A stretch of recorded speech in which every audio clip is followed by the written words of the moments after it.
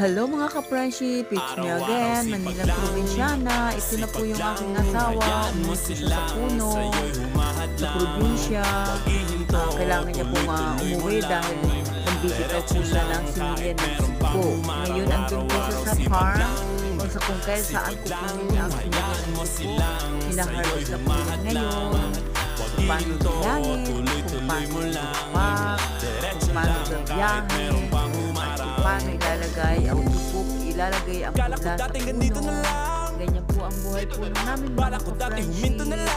Kaya like and share and comments below. Pakipalo na rin po yung aking Manilang Probinsyana. Thank you guys. Thank you mga ka-friendship. God bless. Anong dahilan ba't ginawa mo? Ngayon ka pa nga ba hihinto? Malayo-layo na rin na narating mo. Gawin ang lahat na nasa isip mo. Huwag mo nang gawin na yung huminto. Cheers!